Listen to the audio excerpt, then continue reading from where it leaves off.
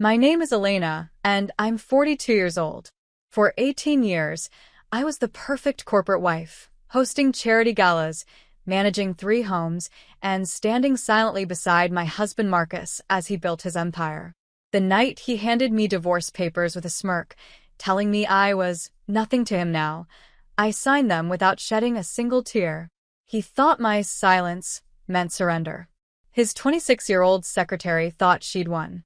But neither of them knew about the sealed envelope my late father-in-law had left me, marked "When the time comes."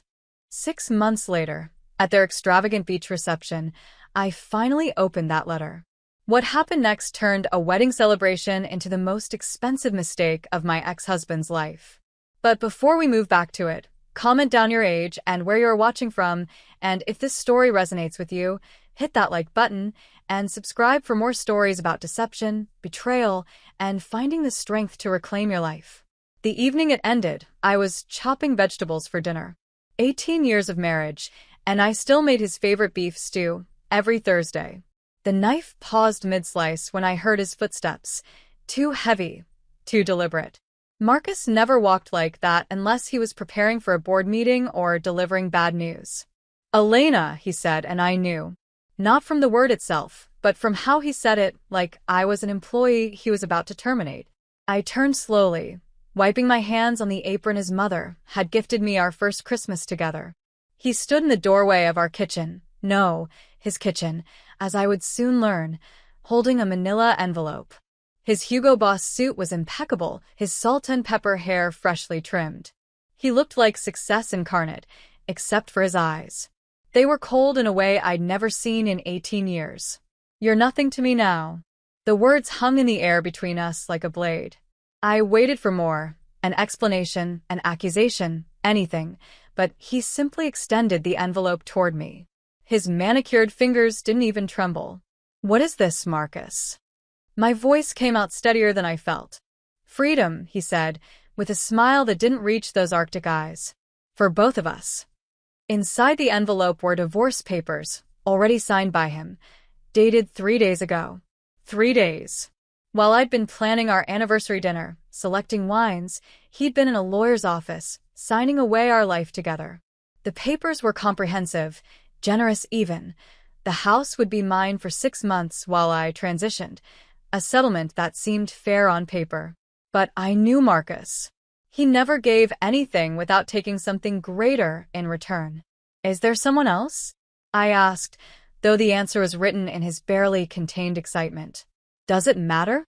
He adjusted his cufflinks, the ones I'd given him last Christmas. "Sign them, Elena. Let's be civilized about this." I picked up the pen from the counter, the same one we'd used to sign Sophia's permission slips and Daniel's report cards. My signature flowed across the line without hesitation, without tears. His eyebrows rose slightly. He'd expected drama, perhaps hoped for it. Some grand scene he could later recount to justify his actions. "That's it." He actually looked disappointed. "No questions? No anger?" I handed him back the papers, meeting his gaze directly. Would it change anything? He left without answering, but not before I caught a glimpse of his phone lighting up with a message. The contact photo showed a young woman's face, pretty, polished, familiar. It wasn't until he was gone that I realized who she was. Jessica, his secretary. The girl I'd helped choose a dress for the company gala last year. The one who'd cried in my arms after a bad breakup 6 months ago, who I'd told, "You deserve someone who sees your worth." The bitter irony of it made me laugh, a sharp, broken sound in my empty kitchen. The beef stew burned while I sat at the table, staring at the ring indent on my finger. 18 years had left its mark, even if Marcus hadn't. My phone rang. Claire, my best friend since college, somehow already knew. Bad news travels at light speed in our social circle. "That bastard," she seethed. "Elena, you need to fight this. Get a lawyer. Take him for everything." No. I traced patterns on the marble countertop. Marble he'd chosen without asking my opinion. Let him think he's won. "Are you insane? After what he's done?" "Claire," I interrupted gently. "Some battles aren't won with swords." She fell silent, then whispered, "What aren't you telling me?" "Nothing," I lied. I just need to handle this my way. The house felt cavernous after she hung up. Every room held ghosts. The foyer where we'd kissed after our wedding reception, the study where he'd celebrated his first major deal, the nursery we'd painted together when I was pregnant with Daniel. Now, it was all just expensive square footage. I packed methodically, taking only what was mine before the marriage: my mother's jewelry, photo albums from college, the quilts my grandmother had made. Each item fit into 3 boxes.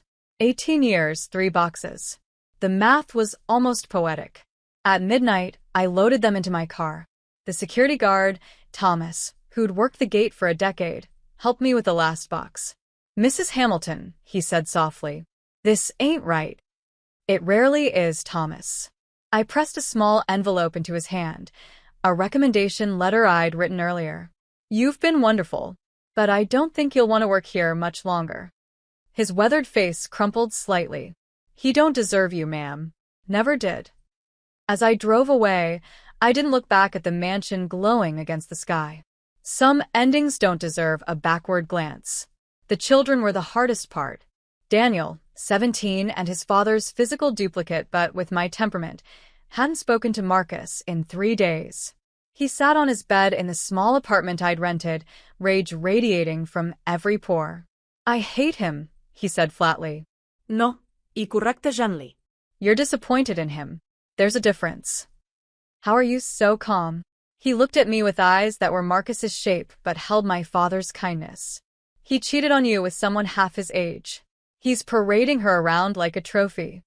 Because your father needs an audience for his performance. I refuse to be part of the show." Sophia, 15 and caught between loyalty and confusion, was harder to read. She'd always been Daddy's girl, and the divorce had shattered her differently.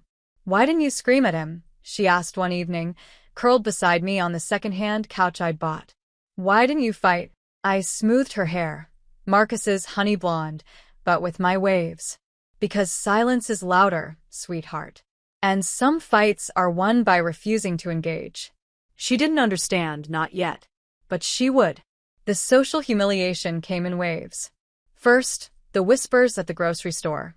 Then the abruptly ended conversations when I entered the country club's restaurant. Finally, the photos on social media: Marcus and Jessica at the opera, at charity galas, at restaurants where he'd never taken me because they were too trendy. Margaret Winters, queen of the suburban gossip network, cornered me at the pharmacy. "Elena, dear, how are you holding up?" Her sympathy was as fake as her eyelashes. "Wonderfully," I replied, selecting vitamins with careful attention. "Freedom suits me. But after everything you've built together." "He built," I corrected mildly. "I was simply the accessory." Her face went through several expressions before settling on offended. Good. Let them talk. Let them speculate. The truth would be so much more interesting than their gossip. It was while cleaning out a storage unit, one Marcus had forgotten about in the divorce papers, that I found it. A manila envelope, older than the others, sealed with burgundy wax. My father-in-law's handwriting sprawled across the front. "For Elena, when the time comes." Richard Hamilton had died 2 years ago. A stroke, quick and merciful, the way he'd wanted to go. He'd been more father to me than father-in-law, seeing something in me that Marcus never had. In his final months, he'd pulled me aside during a family dinner. "You're stronger than you know," he'd said, pressing my hand. "Remember that when you need to." I'd thought it was the medication talking. Now, holding this envelope, I wondered, but something made me pause. Not yet, a voice whispered. Maybe his, maybe my own intuition. The right moment hadn't come. I tucked the envelope into my purse, where it would stay, waiting. That night, in my small apartment with its thin walls and temperamental heating, I stood at the window watching the city lights. Somewhere out there, Marcus was probably champagne toasting his new life with his child bride. Let him. "Not yet," I whispered to the envelope. "The right time will come." And when it did, Marcus would learn that some victories were won not with noise and fury, but with patience and paper. The apartment was 800 square feet. Our walk-in closet had been bigger. I stood in the narrow living room, boxes stacked against walls that needed repainting, and tried not to compare. Comparison was a luxury I couldn't afford, emotionally or literally. The first night alone, truly alone, the silence was deafening. No hum of Marcus's electric toothbrush at exactly 10:15 p.m. No rustle of his Wall Street Journal at 5:30 a.m. No sound of his voice on late-night calls to Tokyo or London. Just me, the drip of a faucet that needed fixing, and the couple upstairs who apparently practice salsa at midnight. I fixed the faucet myself, YouTube tutorial on my phone, wrench in hand. Marcus would have called a plumber, thrown money at the problem. But I wasn't Marcus. When water finally stopped dripping at 2 a.m., I felt a satisfaction I hadn't experienced in years. Small victory, but mine. "You look thin," my sister Anna said, arriving with groceries I hadn't asked for, but desperately needed. "When did you last eat a real meal?" "Tuesday," I admitted, then caught her expression. "It's Thursday, isn't it?" She unpacked in silence. Pasta, vegetables, wine, chocolate. The essentials. Anna had gone through her own divorce 5 years ago, knew the landscape of this particular hell. "Have you looked at the bills?" she asked gently. "I was a corporate events planner before I became Mrs. Marcus Hamilton," I reminded her. "I can manage." Can and should are different things. She poured wine into mismatched glasses I'd found at Goodwill. "You could take him to court. Demand more." "I have what I need. You have what he decided to give you." I pulled out my laptop, showing her the email I'd received that morning. 3 event planning inquiries, all from contacts who remembered my work from before. I'm rebuilding, Anna. On my terms. She studied me over her wine glass. "You're planning something." I'm surviving. "No," she said slowly. "I know that look. You had it when you were 8 and Tommy Morrison put gum in your hair. You waited 3 months, then got him expelled for cheating. He was cheating. You just made sure everyone knew about it." She leaned forward. "What do you know that Marcus doesn't?" The envelope seemed to pulse in my purse across the room. "I know that patience is a virtue he never learned." Daniel called every day, checking in with a protectiveness that broke my heart. My 17-year-old son shouldn't have to worry about his mother, but here we were. "I saw him today," he said during one call, voice tight with anger. "At Nordstrom. Buying her jewelry." "He never bought you jewelry." "He bought me a ring once," I said lightly. "That doesn't count, Mom. That was before he became." He trailed off. "Before he became successful," I finished. "I know, sweetheart. But success just revealed who he always was." She was laughing at something on her phone. Probably laughing at us. Or maybe she was just laughing, Daniel. Not everything is about us. That's vanity. He was quiet for a moment.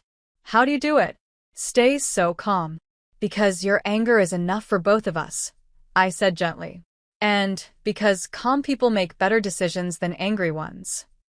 The social media assault was relentless. Jessica, Mrs. Hamilton-to-be, according to her updated bio, posted constantly. Designer bags, restaurant selfies, spontaneous trips to Napa. Each photo carefully curated to show the life she was living now, the life I'd supposedly failed to deserve. Claire scrolled through them on her phone during lunch, fury radiating from every gesture. "She's literally wearing your Hermes scarf in this one." I glanced at the photo. "It looks better on her. She has winter coloring." "Elena, stop it. You're allowed to be angry." "I am angry," I admitted. "But not at her. She's 26, Claire. She thinks she's won something. Let her enjoy it while it lasts." "While it lasts?" I stirred my coffee slowly. Marcus traded in a wife for a mistress. Soon he'll need a new mistress. It's basic economics, depreciation of assets. "You're scaring me with how calculating you sound." "I'm not calculating anything. I'm just observing patterns." The return to work was harder than I'd anticipated. Corporate event planning had changed in 5 years, and my name, once Elena Morrison, now Elena Hamilton, soon to be Elena Morrison again, carried weight, but the wrong kind. "So sorry to hear about your situation," Pamela Hendricks said during a meeting about her daughter's engagement party. She'd specifically requested me, though I suspected it was more for gossip than my expertise. It must be so difficult, seeing them everywhere. I don't really pay attention, I said, focusing on the venue photos. Now, about the flower arrangements. Jessica Ross, isn't it? Such a young thing. I heard she's already redecorating your house. My house. The one I'd spent 3 years designing, choosing every tile, every fixture. I kept my expression neutral. The Gardens Club is available for your preferred date. Should I make the reservation? She looked disappointed at my lack of reaction. Yes, fine. Though I heard Marcus is planning some elaborate wedding. Spring, they say. You might want to avoid. Mrs. Hendricks, I interrupted gently. I plan events. I don't avoid them. Now, about your budget. The meeting ended with a signed contract and a hefty deposit. Pamela would spread the word that I was unmoved, professional, cold even. Good. Let them think I was made of ice. Ice didn't break. It only melted when it chose to. It was Robert Chun, surprisingly, who became my unexpected ally. He'd been Marcus's rival in the firm for years, and apparently, my dignity in the face of public humiliation had earned his respect. I need someone to handle our Asian investor summit, he said over coffee. Someone who understands discretion and excellence. I'm expensive, I warned. Quality always is. He slid a contract across the table. The number made me blink. Marcus always underestimated you. His loss, my gain. This is considerably more than market rate, Robert. Consider it hazard pay. Half my investors want to know about the divorce. I need someone who can redirect those conversations without creating drama. I don't create drama. No, he agreed, studying me. You don't. Which is why Marcus is panicking. Panicking? Robert's smile was sharp. He's been making mistakes. Small ones, but noticeable. Distracted by his new toy, perhaps. Or maybe realizing that you did more than just stand beside him at parties. I planned those parties. You planned his success, Robert corrected. Every strategic dinner, every carefully orchestrated social connection. Jessica can't do that. She doesn't know which fork to use, let alone which senator's wife is allergic to shellfish. I filed that information away. Marcus making mistakes was interesting, but not my concern. Not yet. The children's divided loyalties created the deepest wounds. Daniel remained firmly in my camp, but Sophia wavered, seduced by her father's sudden attention and lavish gifts. Dad's taking us to Aspen, she announced one evening, not meeting my eyes. For Christmas. Jessica knows how to ski. That's wonderful, I said, though Christmas in Aspen had been our family tradition for a decade. You'll have fun. You could come, she said half-heartedly. That wouldn't be appropriate, sweetheart. Why do you always have to be appropriate? She exploded suddenly, tears streaming. Why can't you fight for us? For yourself? Jessica would fight. Jessica would. Jessica would what? I kept my voice level. Make a scene? Post angry messages online? Hire aggressive lawyers? She'd do something. I pulled Sophia into my arms, feeling her resistance before she collapsed against me. I am doing something, baby. I'm showing you that dignity matters more than drama. That self-respect isn't negotiable. That you can lose everything and still keep yourself. I don't want lessons, she sobbed. I want our family back. So do I whispered into her hair. But we can't always have what we want. We can only choose how we respond to what we get. The envelope in my purse seemed heavier lately. I'd moved it to a safety deposit box after catching myself reaching for it too often. Not yet, Richard's voice seemed to say. Soon, but not yet. One evening, exhausted from a 16-hour day coordinating a pharmaceutical conference, I found Marcus waiting by my car in the parking garage. We need to talk, he said. He looked different. His suit was impeccable as always, but there were bags under his eyes, a tension in his jaw I recognized from his hostile takeover days. There's nothing to discuss, Marcus. The children are suffering. The children are adjusting. Daniel won't speak to me. Sophia cries constantly. Consequences, I said simply, unlocking my car. He grabbed my wrist, not hard, but desperately. Elena, please. Can't we be civil? I looked at his hand on my wrist, then at his face. He let go immediately. We are being civil, Marcus. I signed your papers. I took your settlement. I haven't said a word against you publicly. Your silence says everything. Funny, I said, getting into my car. You used to complain I talked too much. As I drove away, I saw him in my rearview mirror, standing alone in the harsh fluorescent light. For a moment, he looked like the man I'd married, uncertain, human, capable of hurt. But that man had been a mirage, or maybe he'd died somewhere between the first million and the 10th. Either way, I couldn't mourn someone who might never have existed. The charity gala invitation arrived on a Tuesday. The Hamiltons' annual winter benefit, an event I'd created, planned, and hosted for 15 years. Now Jessica's name was on the invitation as co-host. I stood in my tiny kitchen, holding the thick cardstock, and laughed. Really laughed, for the first time in months. They wanted me there. They wanted to parade their happiness in front of me, to show everyone how thoroughly I'd been replaced. You're not going, Claire said immediately when I called her. Of course I'm going. Elena. I created this event, Claire. I chose the venue, the caterer, the cause. I'm not letting them erase me from my own creation. It's a trap. No, I said, fingering the key to my safety deposit box. It's an opportunity. That night, I retrieved the envelope, feeling its weight, its possibility. The wax seal remained unbroken, but somehow I knew its contents. Richard had been many things, but above all, he'd been a strategist. He'd seen his son clearly, even if he'd loved him despite it. Not at the gala, I told the envelope. But soon, very soon. The morning of the gala, I stood in front of my closet, smaller now, but everything in it was chosen, loved, mine. No more wearing what Marcus deemed appropriate for a Hamilton wife. I selected a simple black dress, one I'd bought yesterday with my own money. It wasn't designer, but it fit perfectly. I added my grandmother's pearl necklace and my mother's wedding ring on my right hand. Armor made of memories and meaning. I'll wait, I whispered to my reflection, practicing the smile I'd wear tonight. The time will come. And when it did, Marcus would learn that some endings were really beginnings in disguise.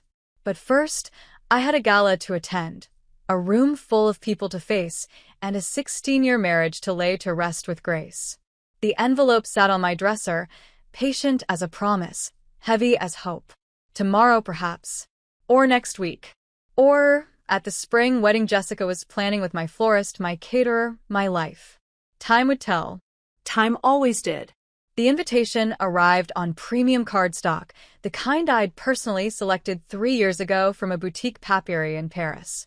Embossed gold letters announced what all of Marcus's circles already knew: the wedding reception of Marcus Hamilton and Jessica Ross.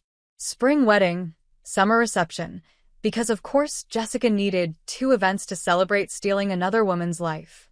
A beach venue, Claire read over my shoulder, her voice dripping disgust. The montage. Jesus, Elena, that's where we renewed our vows 5 years ago, I finished, setting down my coffee carefully. I remember. The invitation included a handwritten note in Jessica's bubbly script. We do hope you can join us to celebrate our happiness. The passive aggression was almost admirable in its transparency. She's taunting you, Claire said. She's insecure, I corrected. Secure people don't need to write notes like this. You're not actually considering going? I traced the embossed letters with one finger. I wouldn't miss it for the world. The preparation for Marcus's spectacle consumed the city's social circles. Every vendor called me, awkwardly seeking permission or gossip or both. The florist, Marie, who'd done my wedding 20 years ago, sounded particularly pained. She wants peonies, Marie said. Out of season. Your flowers, Elena. They're just flowers, Marie. She specifically asked for the same arrangement from your renewal ceremony. I still have the photos in my portfolio. She pointed to them. I closed my eyes, remembering those peonies, how Marcus had surprised me with them because he'd actually remembered they were my favorites.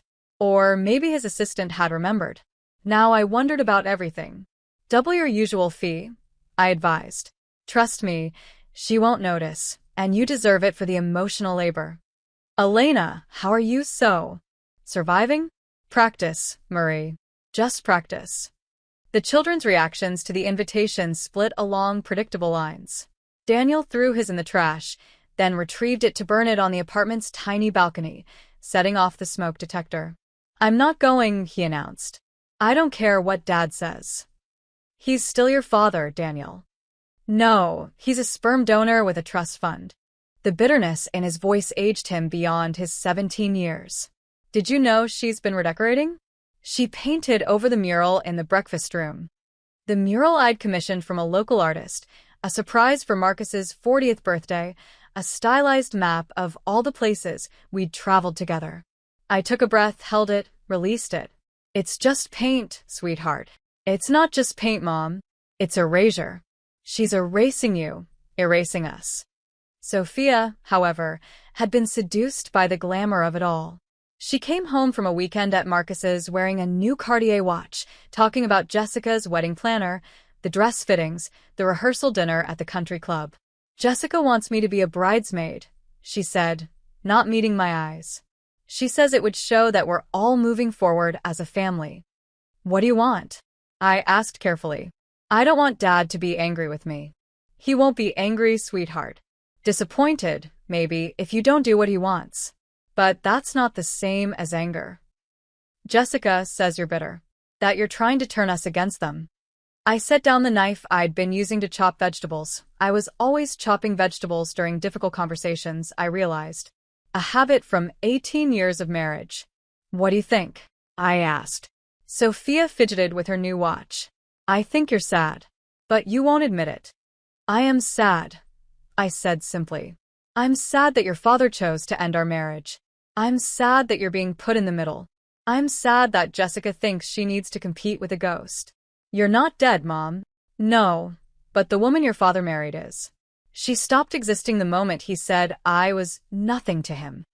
That night, I sat with the envelope from Richard, still sealed, still waiting. I'd had it tested discreetly. The paper was authentic, the seal unbroken since Richard's death 2 years ago. Whatever was inside had been waiting even longer than I had. My phone buzzed with a text from an unknown number.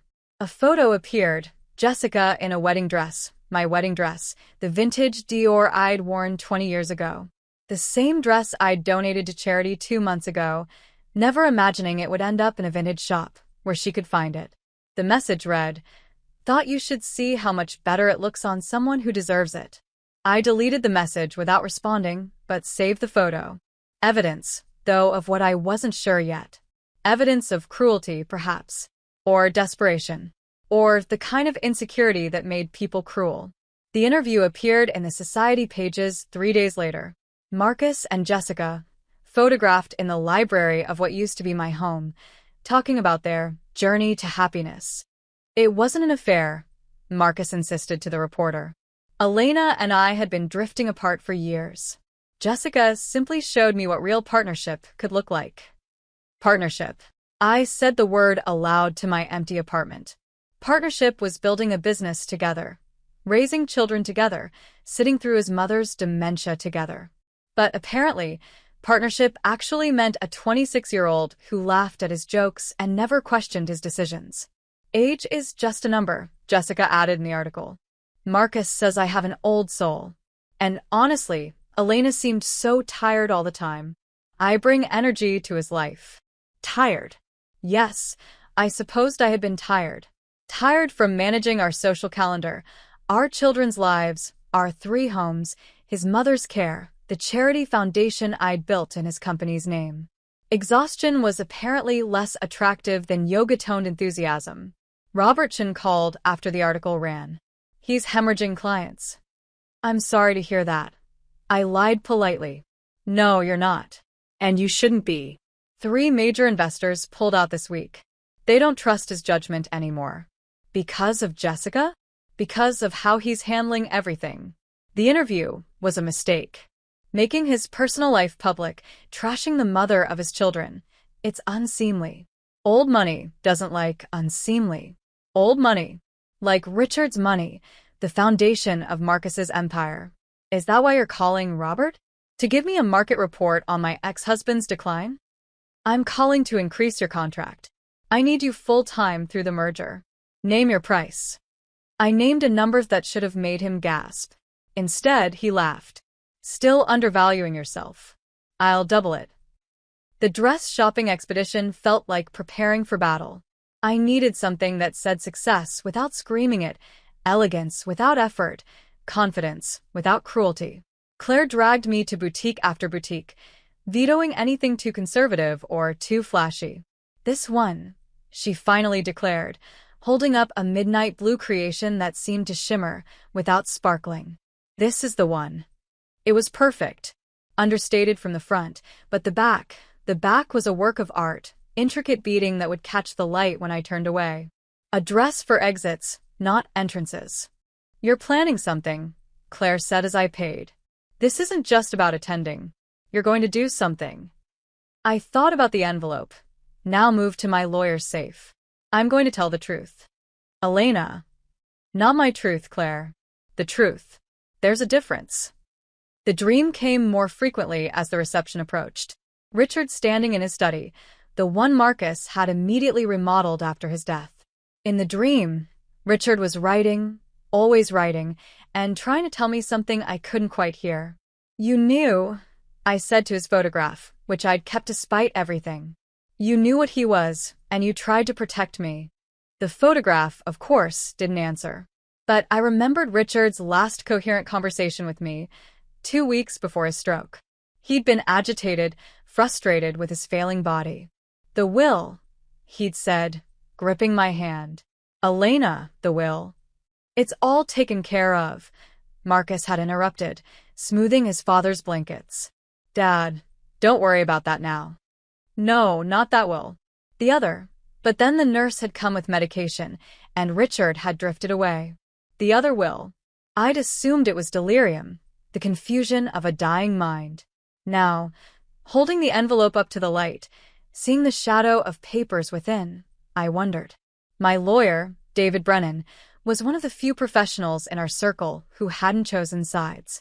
When I asked him to hold the envelope and verify its authenticity, his expression grew careful. Elena, do you know what this might contain? I have suspicions. And you haven't opened it because? Because timing matters in law, doesn't it? The moment of revelation can be as important as the revelation itself. He studied me over his glasses. You've been doing research. I've been remembering. Richard updated his will 6 months before he died. Marcus handled everything, said it was routine.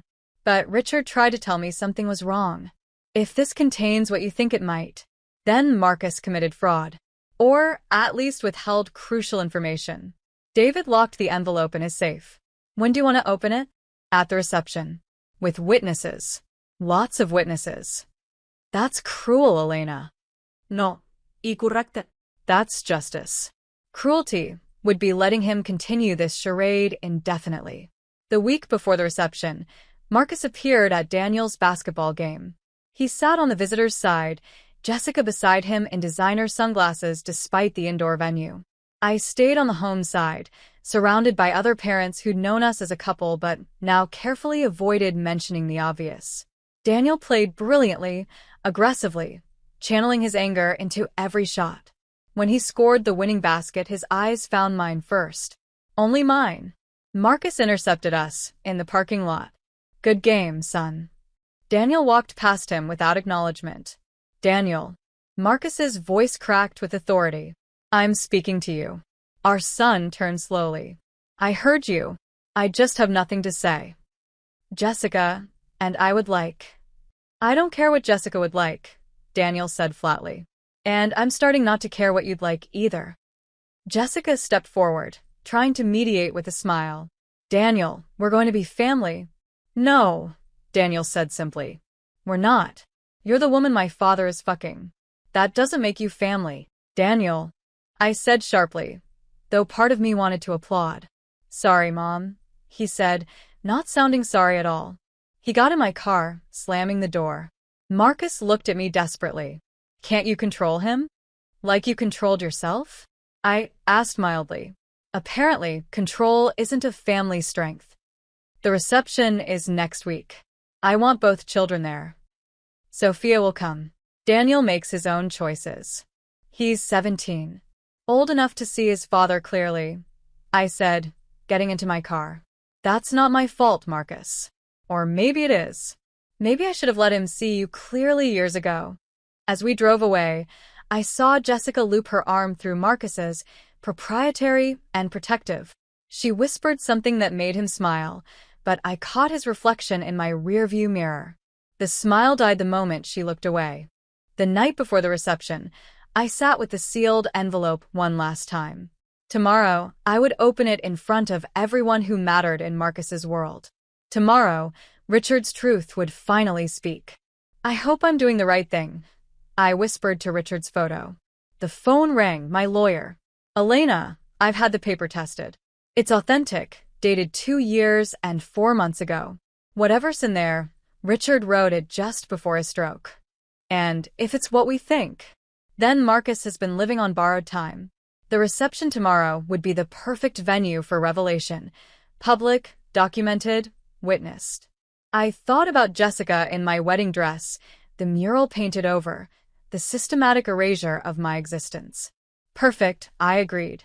The montage stood like a white jewel against the Pacific, every surface gleaming in the afternoon sun. As my car approached the valet, I could see the reception was already in full swing, laughter carrying over the sound of waves, champagne glasses catching light on the terrace where Marcus and I had once danced until dawn. I handed my keys to the valet, a young man who tried not to stare. Everyone knew who I was, the discarded wife attending her replacement celebration. The invitation clutched in my hand felt like both a shield and a weapon. Mrs. Hamilton, the event coordinator, rushed over, her face a mask of professional panic. We weren't sure. That is, Mr. Hamilton didn't confirm. I RSVP'd, I said simply. Table 12, I believe. She consulted her tablet with trembling fingers. Table 12, the table for distant relatives and obligations, carefully positioned where I could see everything, but be seen by few. Marcus had planned this humiliation down to the smallest detail. The ballroom was transformed into what Jessica probably considered elegant, crystals dripping from every surface, white orchids overwhelming the space, a chocolate fountain that screamed new money. It was exactly what someone who'd grown up watching movies about rich people would think rich people wanted. I recognized the florist's work, despite Jessica's heavy hand. Marie had salvaged what she could, but the peonies, my peonies, were everywhere, forced out of season, already beginning to wilt in the coastal heat. Elena. I turned to find Judge Harrison, one of Richard's oldest friends, looking genuinely pleased to see me. Walter, how lovely. I wasn't sure you'd come, he said quietly, offering his arm.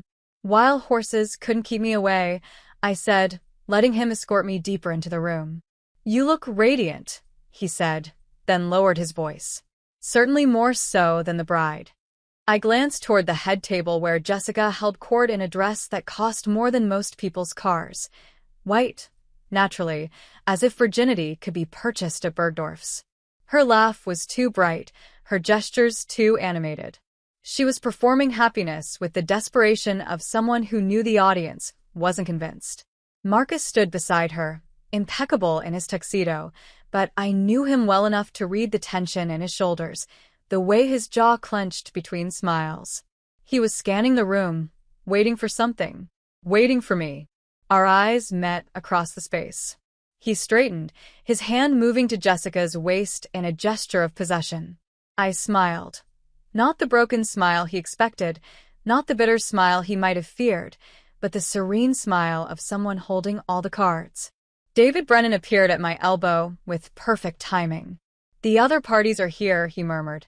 Judge Harrison, Senator Blake, 3 board members from Hamilton Industries, and interestingly, Marcus's personal attorney. He's worried, I observed. He should be. Shall we proceed? Let them have their moment first, I said, accepting a glass of champagne from a passing waiter. Every performance deserves its full run before the curtain falls. The reception unfolded like a carefully choreographed tragedy. The speeches began, Marcus's business partners offering hollow congratulations, Jessica's friends gushing about true love with the sincerity of reality TV contestants. Then Marcus took the microphone. "Thank you all for joining us," he began, his voice carrying that commander of industry tone I'd once found attractive. "Today isn't just a celebration of love, but of new beginnings, of having the courage to pursue happiness, even when it means making difficult choices." Several guests shifted uncomfortably. Denouncing your first marriage at your second wedding was gauche, even for Marcus. "My father," he continued, and I set down my champagne glass, "always said that a man's worth is measured by his assets. What he built, what he owned, what he could pass on." He raised his glass to Richard's portrait, which hung prominently on the east wall. "Dad, I hope you'd be proud. I've not only maintained what you built, but expanded it. The Hamilton legacy is stronger than ever." "Interesting interpretation," Judge Harrison murmured beside me. Jessica took the microphone next, her Valley Girl accent bleeding through despite the elocution lessons I knew Marcus had paid for. "Marcus showed me what real love looks like," she gushed. "He rescued me from a life of answering phones and fetching coffee." Nervous laughter rippled through the crowd. "I mean, he saw my potential. He saw that I could be more than just a secretary." Someone coughed. Several people suddenly found their phones fascinating. "Age doesn't matter when you find your soulmate," she continued, oblivious to the room's discomfort. "And I promise to give Marcus everything his first wife couldn't: youth, energy, and absolute devotion." I stood. The movement was small, but in a room full of people waiting for drama, it might as well have been a gunshot. Conversations died. Jessica faltered mid-sentence. "I'm so sorry," I said, my voice carrying in the sudden silence. "I didn't mean to interrupt. Please continue." But the spell was broken. Jessica handed the microphone back to the DJ, her face flushing. "Elena," Marcus said, his voice artificially warm as he approached. "How wonderful that you could make it." "I wouldn't have missed it for anything," I replied. "Such a beautiful event. Though I notice the peonies are wilting. They do that when forced out of season." Jessica materialized at his side, her hand clutching his arm. "They're perfect. Everything's perfect. If you say so, dear." I turned to Judge Harrison. "Walter, have I shown you the letter Richard left me? I've been carrying it everywhere, waiting for the right moment to open it." The judge's eyes sharpened. "Richard left you a letter?" "Sealed, dated just before his stroke." I retrieved the envelope from my purse, the burgundy wax gleaming under the chandeliers. "He was very specific that I should open it when the time was right. I think that time is now." "This is neither the time nor the place," Marcus said quickly. "On the contrary," I said, loud enough for nearby tables to hear. "We're surrounded by family and friends, the people Richard cared about most. What better witnesses to his final words?"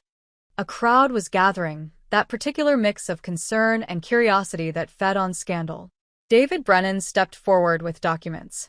"As Mrs. Hamilton's attorney, I can verify the authenticity of this letter.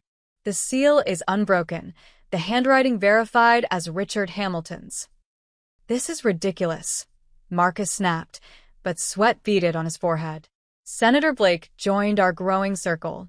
"Richard was one of my closest friends.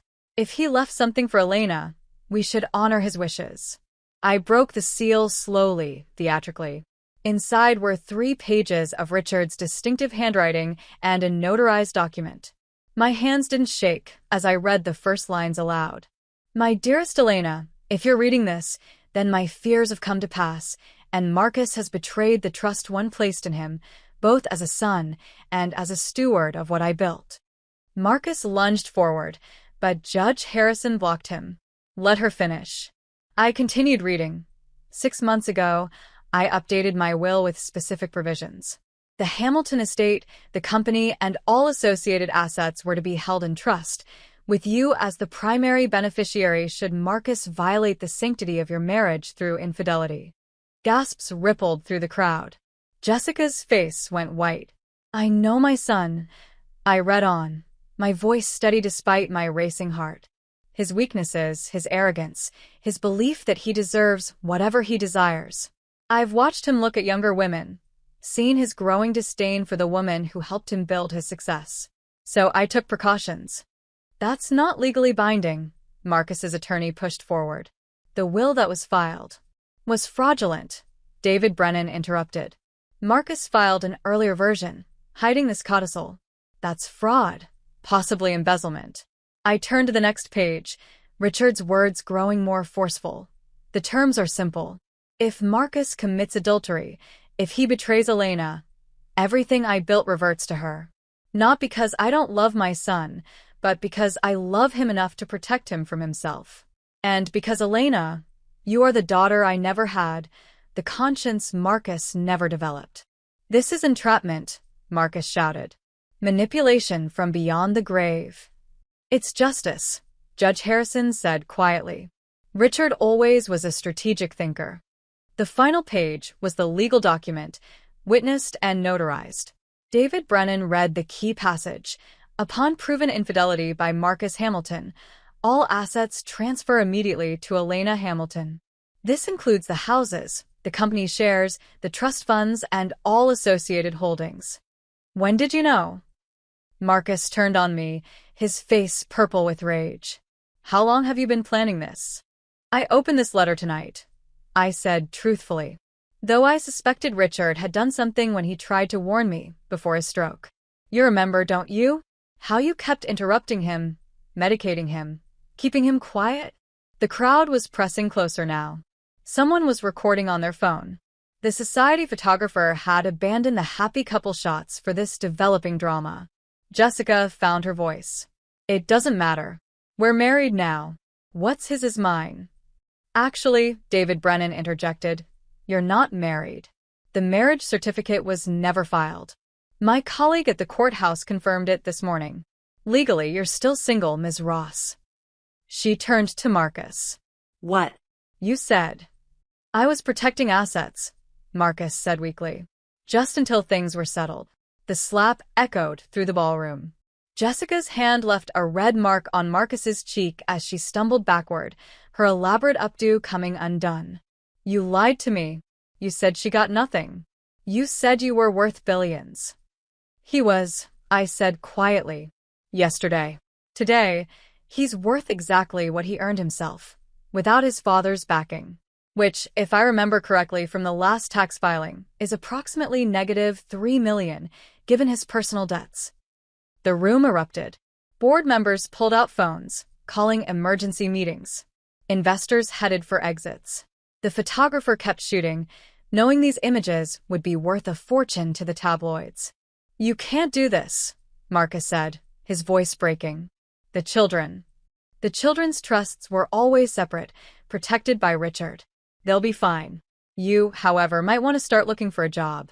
I hear there's a secretary position opening up.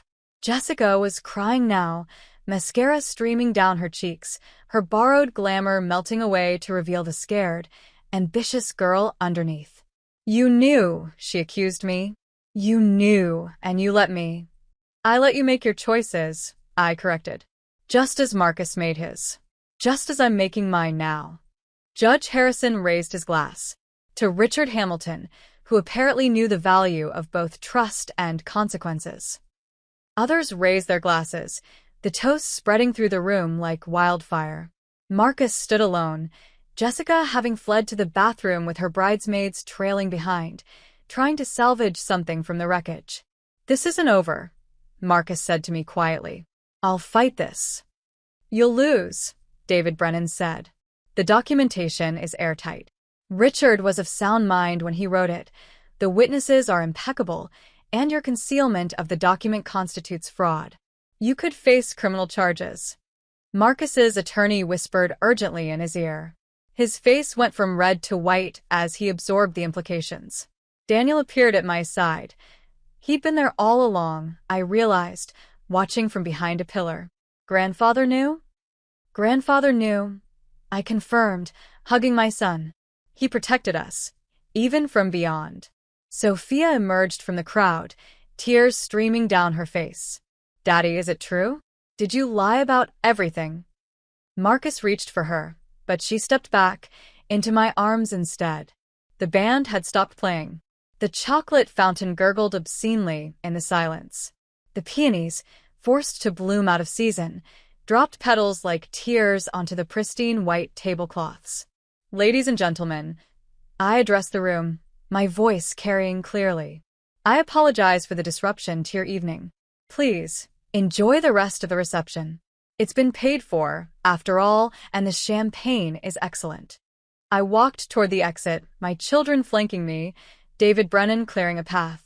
Behind us, the reception collapsed into chaos, investors demanding answers, board members calling lawyers, society mavens already spinning the story for tomorrow's gossip. At the door, I turned back one last time. Marcus stood in the center of his ruined kingdom, surrounded by willing peonies and shattered crystal, finally understanding what it meant to be nothing to someone.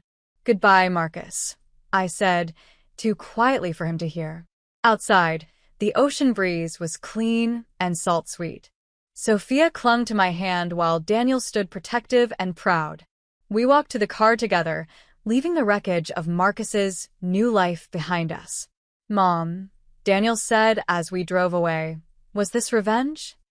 I considered the question, watching the montage shrink in the rearview mirror. No, sweetheart. Revenge would have been destroying him because he hurt me. This was justice, letting him destroy himself with his own choices. "Grandfather was brilliant," Sophia said quietly. "Yes," I agreed, touching the pearl necklace at my throat, Richard's gift to me on my wedding day. He was. As we drove home, to my small apartment that would soon be traded for the estate that was rightfully mine, I thought about Richard's letter, now safely back in David's possession. There had been one more line, one I hadn't read aloud. "Elena, my dear, when someone tells you you're nothing, prove them wrong not with words, but with patience. The truth always surfaces, and justice, though sometimes delayed, is sweetest when served at the perfect temperature." The perfect temperature, I realized, was ice cold. Just like the champagne at a reception, no one would ever forget. The morning after the reception, I woke to 127 missed calls and a phone that wouldn't stop buzzing. The first headline I saw made me laugh out loud. "Hamilton heir loses everything to ex-wife in ultimate wedding revenge." Not revenge, I thought, making coffee in my small kitchen for the last time. Justice. There's a difference, even if the newspapers couldn't see it. Daniel was already up, laptop open, reading aloud from various gossip sites.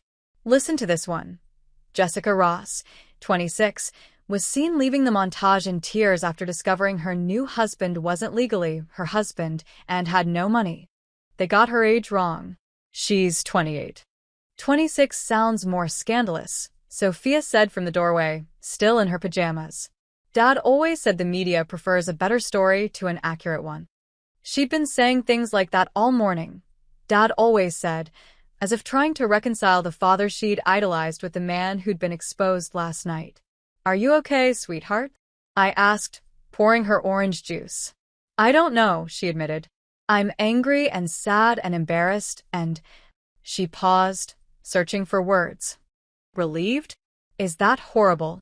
"No," I said, pulling her close. "Relief means you knew something was wrong, even if you couldn't name it. That's intuition, and it's a gift." My phone rang. David Brennan. "Elena, Marcus's attorney, is already filing injunctions. We need to meet this morning. Can you come to my office?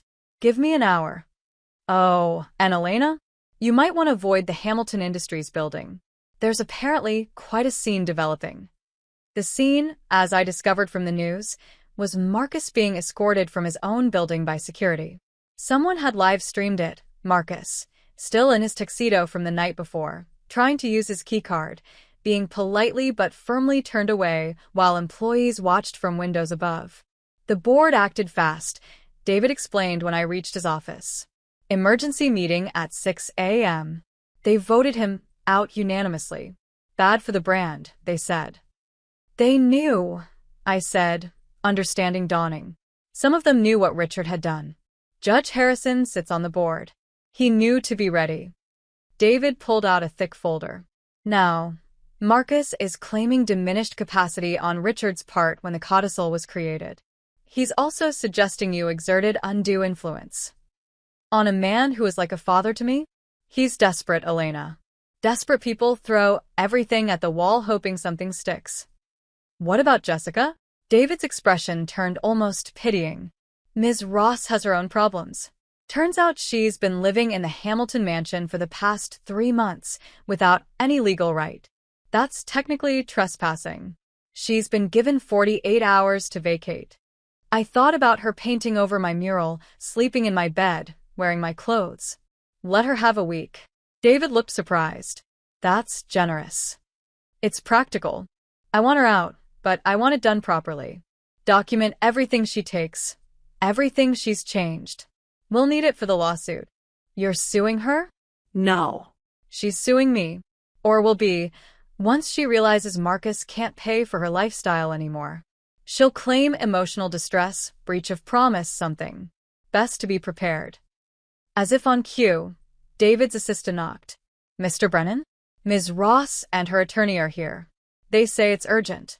Jessica looked different. Gone was the polished trophy wife from last night. Her hair hung limp, her designer dress replaced with jeans and a wrinkled blouse. She'd been crying. Her eyes were swollen, mascara smudges still visible despite attempts to clean them.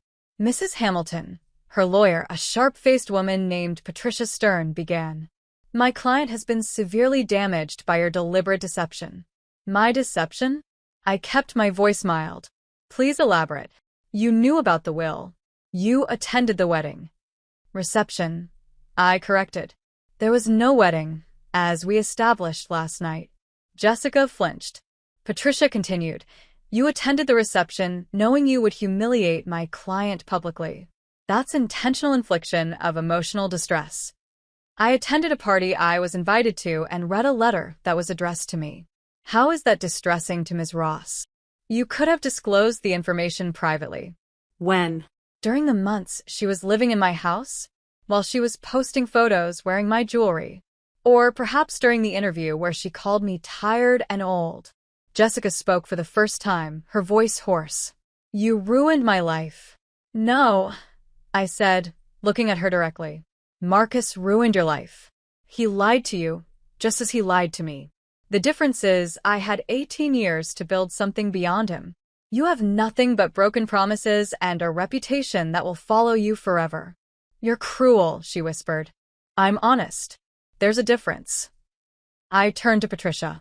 What does your client want? Compensation. Marcus promised her. Marcus's promises aren't my responsibility. However, I paused. Knowing what I was about to do would surprise everyone, including myself.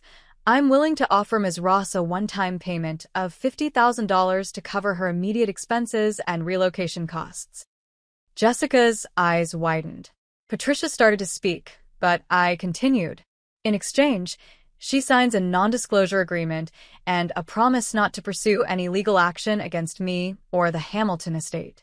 She has 24 hours to decide. Why? Jessica asked, suspicious. Why would you help me? I'm not helping you. I'm buying your silence and your absence. You're 28 years old, Ms. Ross. You can either take this money and start over somewhere else, or you can spend the next 5 years in court, fighting a battle you'll lose, becoming a cautionary tale everyone whispers about at parties. I stood to leave, then turned back. Oh, and Jessica? The dress you wore last night, the one for my donation to charity. Keep it. Consider it a reminder that everything has a price, even things that seem free. The Hamilton mansion felt different when I entered it that afternoon. The air was stale, heavy with the scent of Jessica's perfume, something too young, too sweet, trying too hard. The mural in the breakfast room had indeed been painted over, replaced with stark white walls and a generic abstract painting. She changed everything, Sophia said, running her fingers along the banister. Even the hardware on the cabinets. Things can be changed back, I said, though I wasn't sure I wanted them to be. This house held too many memories, not all of them good. We found Marcus in his former study, packing boxes. He looked up when we entered, his face a mixture of rage and defeat. "Come to gloat?" he asked. "Come to collect some personal items," I said calmly. "The children have things here." "The children?" He laughed bitterly. "Do you know what you've done to them? Their father is a laughingstock. They'll be ashamed." "We're ashamed of what you did, not what Mom did," Daniel interrupted. "There's a difference." Marcus stared at his son. "She's poisoned you against me." No, Dad. "You did that yourself when you chose your secretary over your family." "It wasn't like that." "Then what was it like?" Sophia asked, her voice small but steady. "Help us understand why you threw everything away." Marcus sat heavily in his leather chair, also soon to be mine. "You're too young to understand. Marriage is complicated." "We're not too young," Sophia said. "We're 17 and 15. We understand that you got bored with Mom and wanted someone newer, like when you traded in your Mercedes every 2 years." The comparison hit him visibly. He opened his mouth, closed it, opened it again. "I loved your mother," he finally said. Past tense, I noted. "When did it change, Marcus?" "When I turned 40. When Jessica turned 25. Or when you realized your father respected me more than you." "Don't bring him into this." "Richard brought himself into this. He saw what you were becoming and tried to protect all of us, including you." "Protect me?" "He destroyed me." "No, he gave you consequences. There's a difference." My phone buzzed. "David Brennan, Board of Hamilton Industries wants to meet with you. Tomorrow, 9 a.m. "I have to go," I said. "Marcus, you have a week to relocate. The staff will help you pack." "The staff quit," he said dully. "All of them. Even James." James, the butler who'd been with the family for 20 years. Even he couldn't stand by Marcus after last night. "Then I suggest you start packing yourself." "Oh, and Marcus?" "Your mother's nursing home called. They need to discuss payment. Apparently, your personal account is overdrawn." His face went white. The monthly payment was coming from the trust, which is now mine. "Don't worry, I've already arranged for her care to continue. Unlike you, I don't abandon family." As we left, I heard something crash in the study. Marcus, having a tantrum like the child he'd never stopped being. That evening, as the children and I ate takeout in my small apartment, the news played on the television. The reception disaster had gone viral. Someone had compiled a greatest hits video, Jessica's slap, Marcus's shocked face, my calm reading of the will. "Turn it off," I said.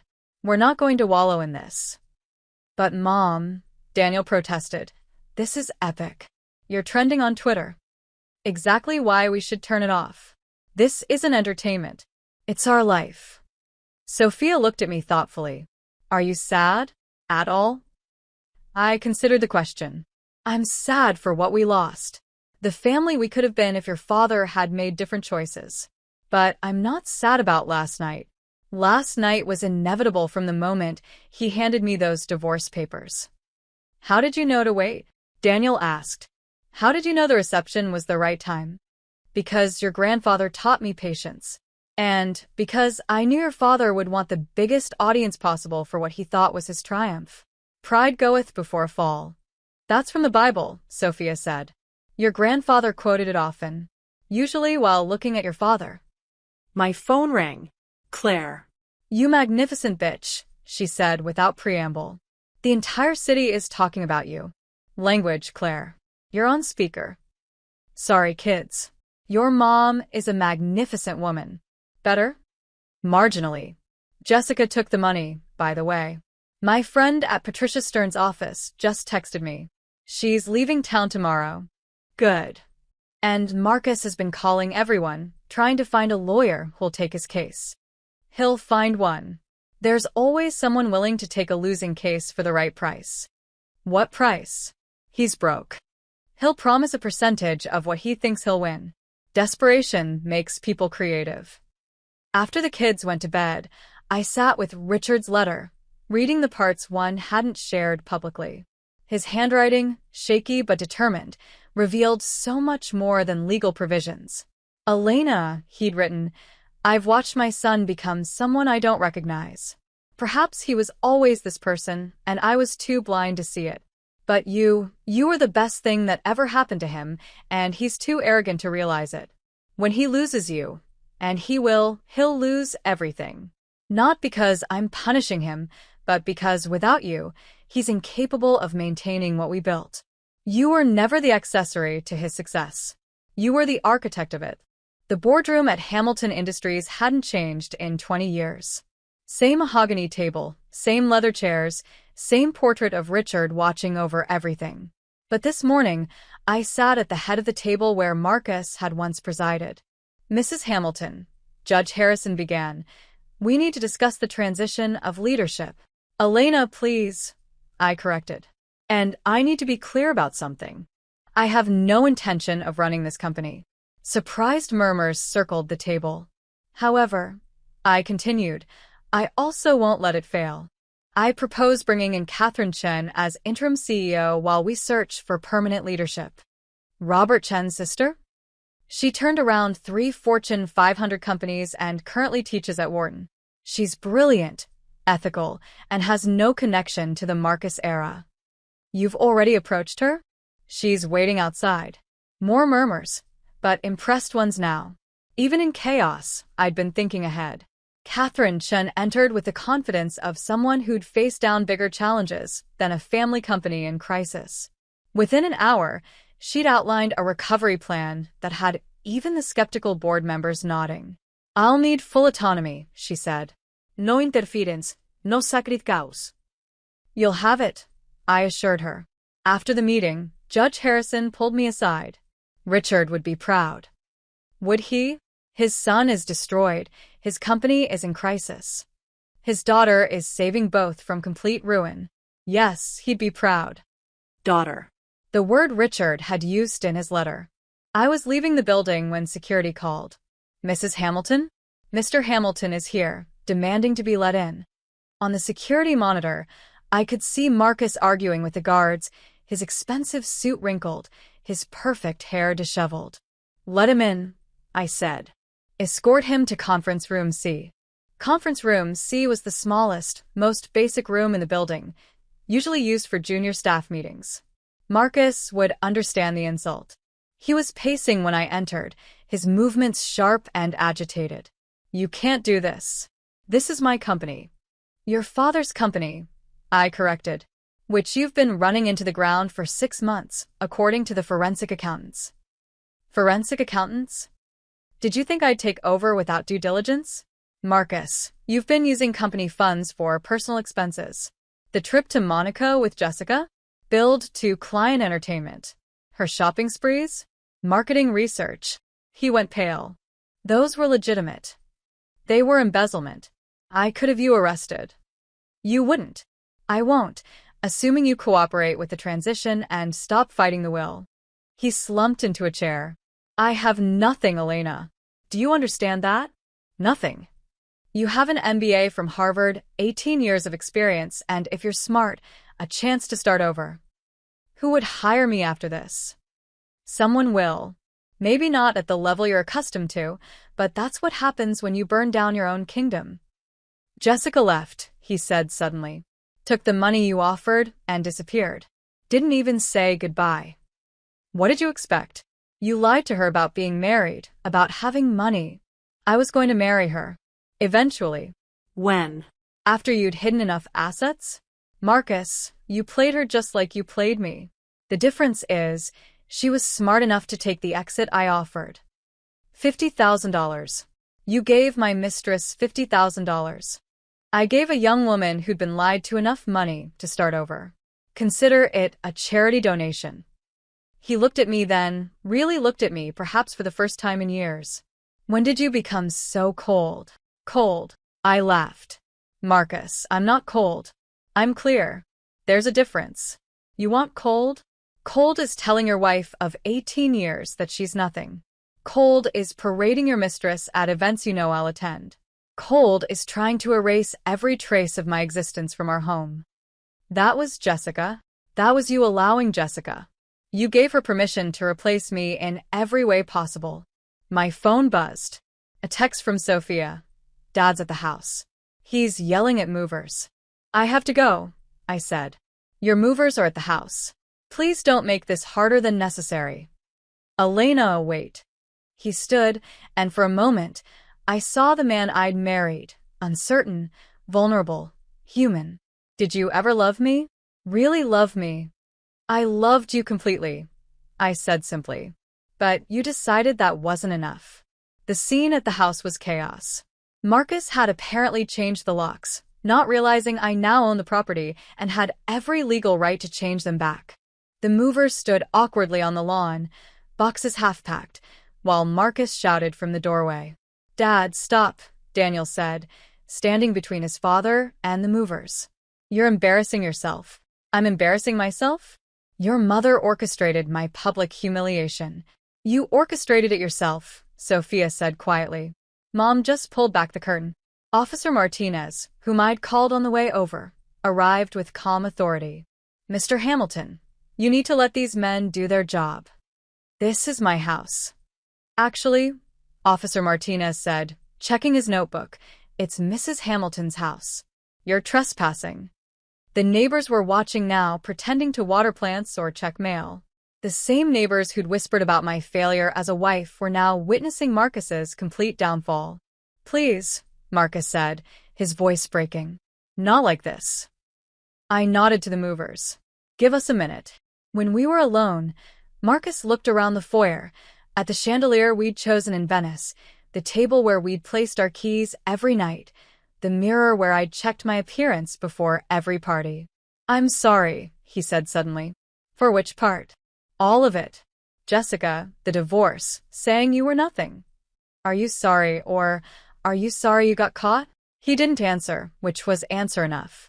Marcus, you can make this easy or hard. Sign the papers David sent. Stop fighting the inevitable, and you can walk away with some dignity intact. Dignity? I have no dignity left. Then you have nothing left to lose. That evening, as I supervised the packing of Marcus's belongings, I found our wedding album in his study. He'd kept it in his desk drawer, hidden but not discarded.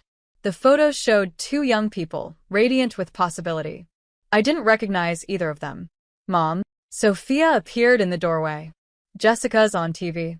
In the living room, Jessica sat across from a talk show host, dabbing at tears that didn't quite reach her eyes. He promised me everything, she was saying. I believed in our love story. She signed an NDA, Daniel said. How is she doing this? Watch, I said. But you're moving forward, the host prompted. I've learned so much from this experience, Jessica said, and I could see the coaching in her practiced responses. I'm actually writing a book about it. She's not mentioning names, I realized. She's keeping to the letter of the agreement while violating its spirit. Will you sue her? No. Let her have her 15 minutes. In a year, no one will remember her name. But they'll remember yours, Sophia said. You're the woman who brought down Marcus Hamilton with perfect timing and a letter. Is that what they're saying? Among other things. Sarah's mom called you a feminist icon. I'm not a feminist icon. I'm a woman who got divorced and happened to have a very strategic father-in-law. You're more than that, Daniel said firmly. You're the mom who taught us that dignity matters more than drama. My phone rang. Catherine Chun. Elena, we have a problem. Marcus has been reaching out to competitors, trying to sell insider information. He knows about the non-compete clause. He's desperate. Also, possibly drunk. Robert Chun just called me. Marcus showed up at his office, offering client lists for cash. Call David Brennan. Have him file for an immediate restraining order. Already done. But Elena, there's more. Jessica's book deal? Marcus is listed as co-author. I almost laughed. Of course he is. They're going to tell their love story, aren't they? According to my sources, it's more of a tell-all about you. About me? The Ice Queen. How I Survived My Husband's Ex-Wife. That's the working title. This time I did laugh long and hard until tears came. Elena? Are you all right? Ivy fine. Let them write their book. The truth doesn't need a publicity tour. The next morning brought a new crisis. Marcus's mother, deep in dementia at her care facility, had become agitated when told Marcus couldn't visit. He's her only visitor, the director explained when I arrived. She doesn't remember that he's having difficulties. Margaret Hamilton sat in her wheelchair, staring at nothing, occasionally calling for Richard. She didn't recognize me, hadn't for 2 years, but I sat with her anyway. Marcus is busy, I told her. But he loves you. Marcus was such a good boy, she said suddenly, clarity flickering in her eyes. But weak, like his Uncle Charles. Richard worried about that weakness. Richard was a good man. Richard saved me, she said, gripping my hand.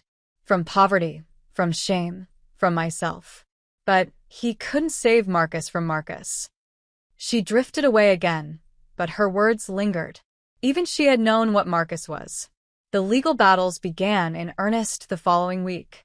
Marcus, having found a lawyer willing to work on contingency, filed 17 different motions. Each one was more desperate than the last. He's claiming mental duress, David reported. Says the pressure of running the company caused temporary insanity. Temporary insanity that lasted long enough to have an affair, file for divorce, and plan a wedding? Reception, David corrected with a small smile. And yes, that's essentially our response. The first hearing was a disaster for Marcus. Judge Blackwood, who'd known Richard personally, had little patience for the arguments.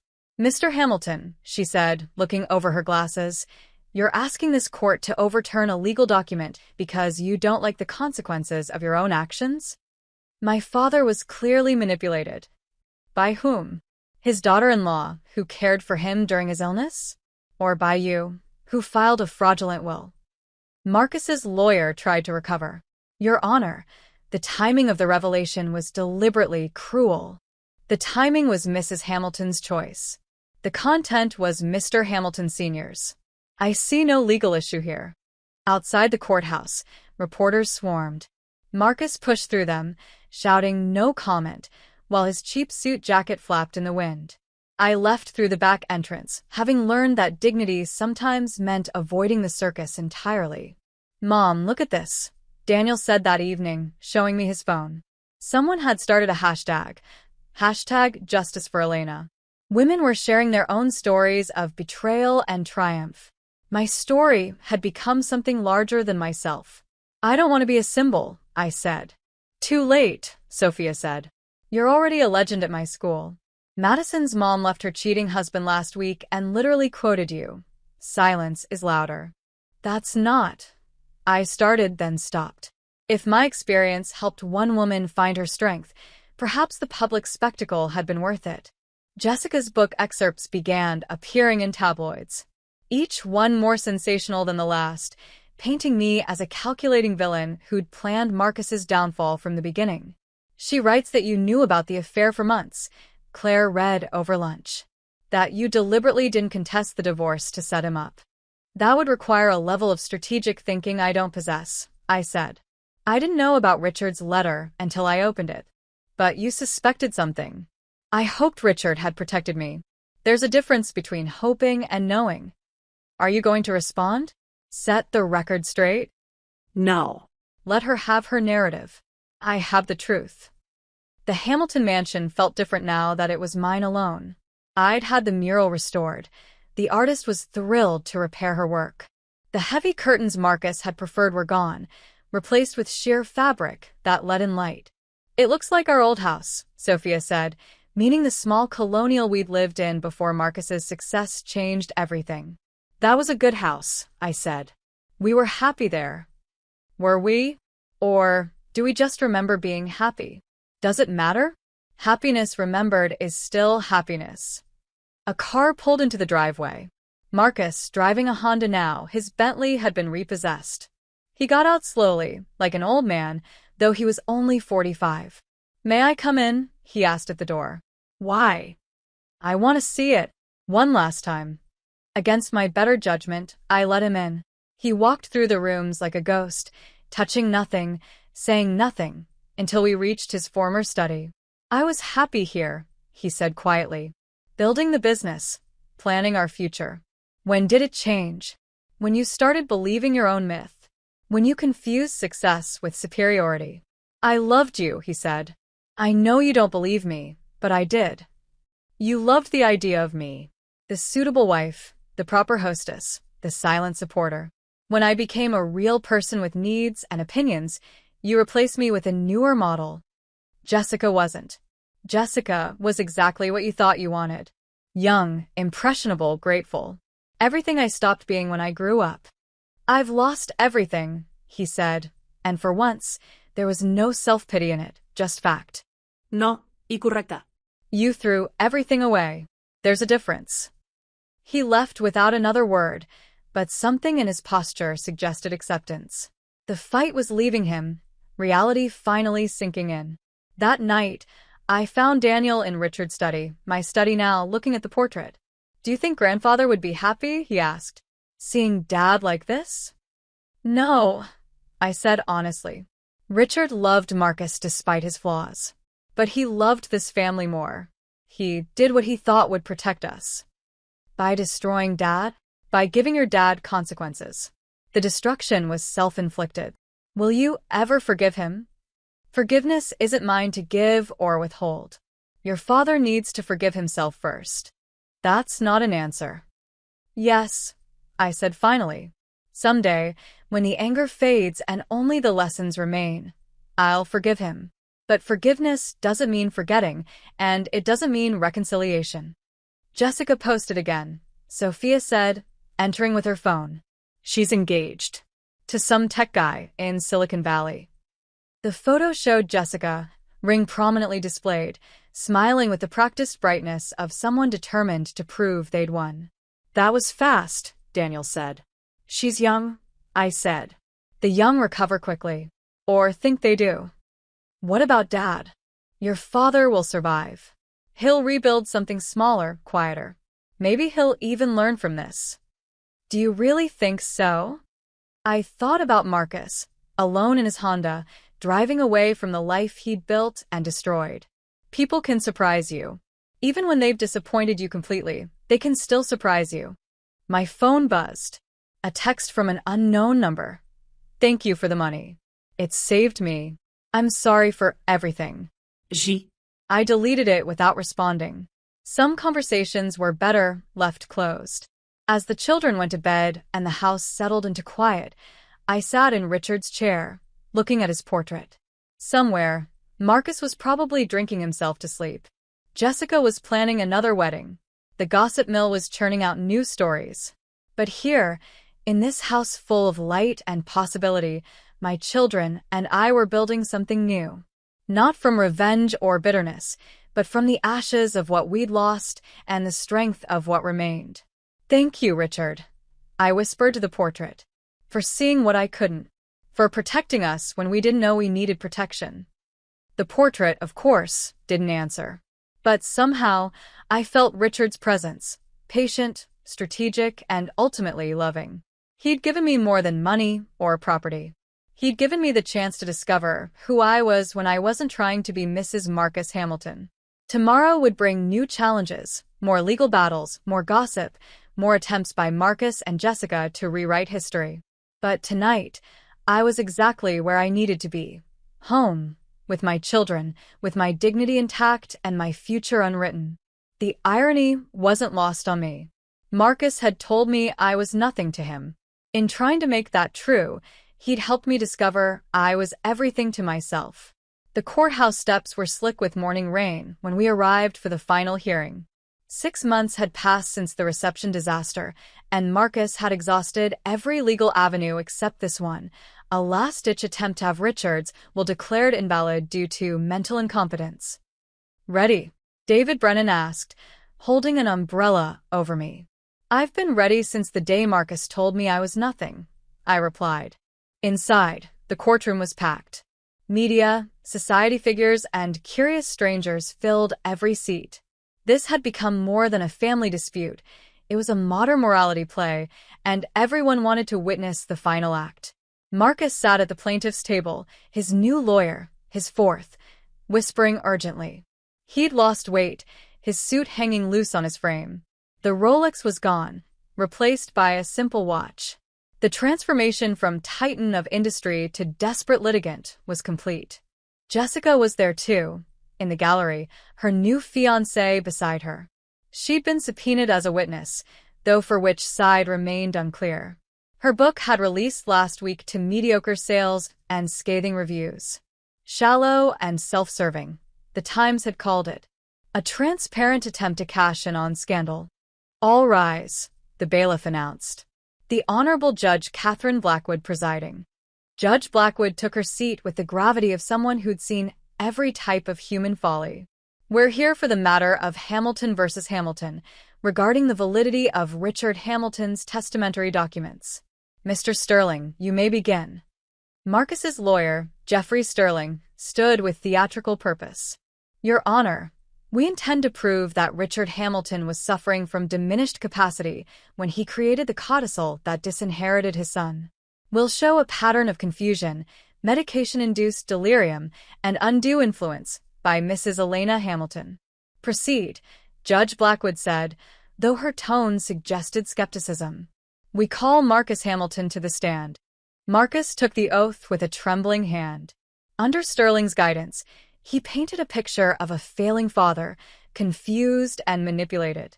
My father was on multiple medications, Marcus testified. Haloperidol, morphine, a cocktail of drugs that affected his judgment. And Mrs. Hamilton, your ex-wife, she was often alone with him? Constantly. She controlled access to him in his final months. Did your father ever express confusion about legal matters? Frequently. He would forget conversations, confuse dates.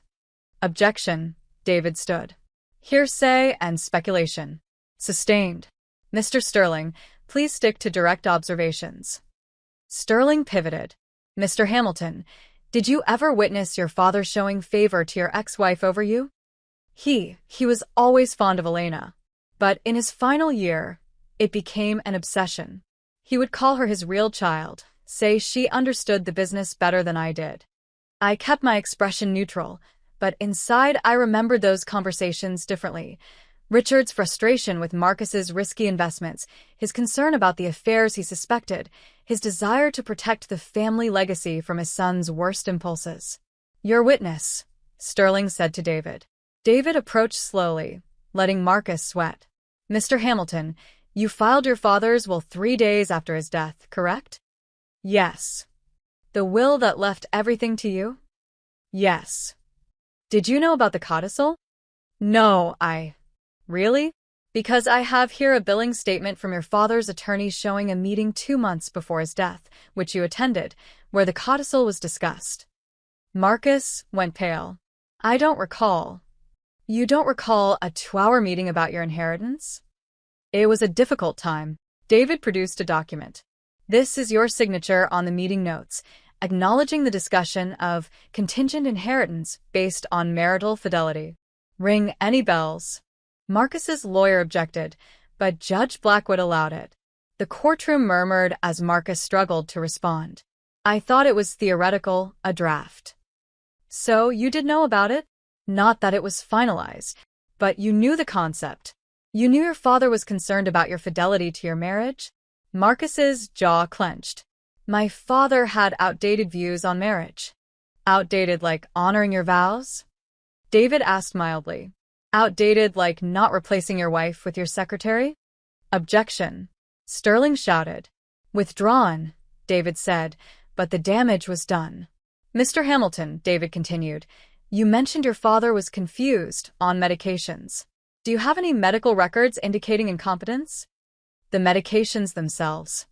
I have his medical records here, David interrupted, producing a thick file. 3 different doctors certified him as mentally competent until the day of his stroke. Would you like me to read their assessments? Marcus said nothing. In fact, David continued, your father was so competent that he was still reviewing contracts for Hamilton Industries, wasn't he? You relied on his judgment for major deals right up until his stroke. That was different. Different because it benefited you? Mr. Hamilton, isn't it true that you only question your father's competence when it comes to decisions that didn't favor you? That's not. Did you or did you not present a contract he reviewed 2 days before creating the codicil to investors as having his full approval? Marcus looked trapped. Yes, but... So, he was competent enough to review million-dollar contracts, but not competent enough to decide his own estate's future? The questioning continued for another hour, David systematically destroying every claim of incompetence. By the time Marcus left the stand, he looked like he'd aged 5 years. The defense calls Dr. Margaret Chun, David announced. Dr. Chun, Richard's neurologist, took the stand with quiet authority. Dr. Chun, David began, you treated Richard Hamilton for the last 3 years of his life? I did. What was his mental state in the months before his stroke? Remarkably clear. Richard was facing his mortality, which tends to sharpen focus rather than diminish it. He was determined to, as he put it, set things right. Did he ever mention his will? He mentioned being concerned about his son's choices and wanting to protect his family's future. He was particularly concerned about Mrs. Elena Hamilton's welfare. Why? He said, and I quote, Marcus treats everything as replaceable, cars, watches, probably wives. Elena deserves better than being traded in for a newer model. The courtroom rustled. Jessica shifted uncomfortably in her seat. Was Richard Hamilton, in your medical opinion, competent to make legal decisions? Absolutely. His body was failing, but his mind remained sharp until the stroke. Sterling tried to shake her testimony on cross-examination but failed. Dr. Chun was unflappable, her medical expertise unassailable. The defense calls Jessica Ross, David announced. Jessica took the stand reluctantly, her new fiancé watching nervously from the gallery. She looked smaller than I remembered, her designer outfit unable to mask her discomfort. Ms. Ross, David began gently, you were involved with Marcus Hamilton? We were engaged, she said defensively. But not legally married? Marcus said the paperwork was filed. Did you ever see this paperwork? No. Did Marcus ever tell you about his father's will? He said he inherited everything. Did he mention any conditions on that inheritance? Jessica hesitated, glancing at Marcus. No. Ms. Ross, I remind you you're under oath. Did Marcus ever mention concerns about his father's will? He said his father was old-fashioned, that he had stupid rules about marriage. When did he say this? Before. She paused, realizing the trap. Before his father died. The courtroom erupted. Judge Blackwood called for order. So Marcus knew about the conditions before his father's death? David pressed. I don't know what he knew, but he mentioned rules about marriage before you two became involved? We weren't involved then. When did your relationship become romantic? Jessica's face flushed. That's personal. It's directly relevant to this case. When did your relationship with Marcus Hamilton become romantic? About 8 months before the divorce. More murmurs. Marcus had been having the affair for nearly a year before ending our marriage. And during this time, did Marcus ever express concern about losing his inheritance if he divorced his wife? Objection. Sterling shouted. Calls for speculation. I'll allow it, Judge Blackwood ruled. Jessica looked at Marcus again, then away. He said we had to be careful. That timing mattered. That once his father was gone, everything would be easier. The words hung in the air like an accusation. Marcus had been waiting for his father to die to safely pursue his affair. No further questions, David said. Sterling's cross-examination was brutal but ineffective. Jessica, perhaps angry about the book's poor reception and Marcus's lies about marriage, gave no ground. If anything, her testimony became more damaging. He promised me everything, she said at one point, tears starting. The houses, the company, the life. He said Elena would get nothing because she'd been nothing to him for years. He said. She stopped, looking directly at me. He said she was too stupid to fight back. I met her gaze calmly. Stupid. Another miscalculation in Marcus's long list of underestimations. The defense calls Elena Hamilton, David announced. I took the stand with the same composure I'd maintained throughout this ordeal. The courtroom seemed to hold its breath. Mrs. Hamilton, David began. "Tell us about your relationship with Richard Hamilton." He was more than a father-in-law.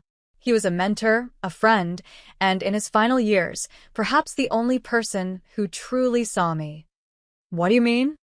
"Marcus saw me as an accessory to his success. Society saw me as Marcus Hamilton's wife. But Richard saw me as myself, my intelligence, my contributions to the business, my value beyond being married to his son." "Did Richard ever discuss his will with you?" "Never in detail. He would say cryptic things like, 'You're protected,' or 'Truth has a way of surfacing,' but I didn't understand until I opened his letter." "The letter revealed at the reception?" "Yes." "Why did you wait to open it?" I considered my answer carefully. Richard's note said, "When the time comes." I trusted his judgment, even from beyond the grave. The reception felt right. Marcus was at his most arrogant, his most public. If Richard wanted impact, that was the moment. "Did you know about the affair?" I suspected. The late meetings, the new cologne, the criticism of everything I did, I recognize the signs now. But knowing and proving are different things. "How did you feel when Marcus asked for the divorce?" "Devastated," I admitted. But also, strangely, relieved. Living with someone who finds you worthless is exhausting. When he finally said it out loud, "You're nothing to me," at least I knew where I stood. And now I know that being nothing to Marcus Hamilton is perhaps the best thing that ever happened to me. It forced me to discover what I was worth to myself. Sterling's cross-examination was harsh. "You planned this humiliation, didn't you?" "I planned nothing. I simply read a letter addressed to me. At the most public moment possible. At a party I was invited to. Should I have hidden Richard's truth to spare Marcus's ego?" "You could have handled it privately. Like Marcus handled our divorce privately? Like he handled his affair privately?" I let a note of steel enter my voice. Marcus chose public spectacle. I simply gave him what he seemed to want, an audience. "You've taken everything from him." "I've taken nothing. Richard gave me everything because Marcus violated the terms Richard set. That's not theft, Mr. Sterling. That's consequence." Sterling tried several more angles, but I remained composed. 18 years of marriage to Marcus had taught me patience. The last 6 months had taught me strength. "The defense calls its final witness," David announced. "Richard Hamilton." Confused murmurs filled the courtroom until David produced a tablet. "We have video testimony, recorded 2 months before his death." On the screen, Richard appeared, frail but alert, sitting in his study. The date stamp showed January 3rd, 2 years ago. "My name is Richard Hamilton," his recorded voice began, "and I am of sound mind and body, despite what my son might claim after I'm gone." Marcus went rigid in his seat. "I'm recording this because I know Marcus. He'll fight the codicil, claim I was incompetent, manipulated, anything to avoid accountability. So let me be clear, I have never been more certain of anything in my life." Richard paused, looking directly at the camera. "Marcus has been having an affair with his secretary for 4 months. I have the private investigator's reports, the credit card statements, the hotel receipts. I also have documentation of his embezzlement from the company, small amounts but consistent." "That's a lie," Marcus shouted in the courtroom. Judge Blackwood gavelled for silence. "One more outburst, Mr. Hamilton, and you'll be removed." The video continued. I could have confronted him, but what would be the point? Marcus doesn't learn from words, only from consequences. So I've created consequences. If he betrays Elena, he loses everything. Not because I hate my son, but because I love him enough to stop him from becoming a monster. Richard's image leaned forward. "Elena, if you're watching this, know that you were the daughter I never had. You made Marcus better than he was, and without you, he'll revert to his worst self. The money, the company, they're tools for you to build the life you deserve, not the life Marcus allowed you." The video ended with Richard's signature being notarized, witnessed by 3 people including Judge Harrison. The courtroom was silent. Judge Blackwood cleared her throat. "I think I've heard enough. Counselors, closing arguments." Sterling tried valiantly, but his heart wasn't in it. The evidence was overwhelming. Richard had been competent, Prussian even. Marcus had known about the conditions and violated them anyway. David's closing was brief. Richard Hamilton knew his son would destroy himself and try to take everyone down with him. So he built a firewall, legal, binding, and unbreakable. Marcus Hamilton made choices. Those choices have consequences. The law doesn't exist to protect us from our own poor judgment. Judge Blackwood didn't even recess. I've heard enough to make my ruling. The will and codicil of Richard Hamilton are valid and binding. The evidence shows clear mental competence and, frankly, remarkable foresight. Mr. Marcus Hamilton's challenge is dismissed with prejudice. He is also ordered to pay all legal costs. Furthermore, she continued, looking directly at Marcus, the evidence presented suggests possible fraud and embezzlement. I'm recommending the district attorney investigate. Mr. Hamilton, I suggest you get a criminal lawyer. Marcus stood, swaying slightly. You've destroyed me, he said, looking at me. No, Marcus, I said quietly. You destroyed yourself. I just refuse to be destroyed with you. The weeks following the trial were anticlimactic. Marcus was charged with embezzlement, not enough for serious jail time, but enough for probation and public shame. He pled guilty to avoid trial, his final act of cowardice dressed as pragmatism. Jessica's book flopped completely, pulled from shelves after 3 weeks. Her engagement ended when her fiancé discovered she'd been shopping another tell-all about him. She moved to Miami, according to Instagram, trying to rebrand as a lifestyle influencer. Her last post had 12 likes. Hamilton Industries, under Catherine Chen's leadership, recovered remarkably. Stock prices stabilized, investors returned, and the company culture slowly healed from the toxic atmosphere Marcus had created. I attended board meetings but let Catherine run things. I'd learned the difference between having power and needing to wield it. The mansion felt different as spring arrived, real spring this time, not the forced blooms of Jessica's wedding that never was. I'd had the garden redesigned, not to erase the past, but to grow something new. The peonies bloomed naturally now in their proper season. Mom, Dad's here. Daniel called from the foyer one Saturday morning. Marcus stood at the door, looking older, humbler.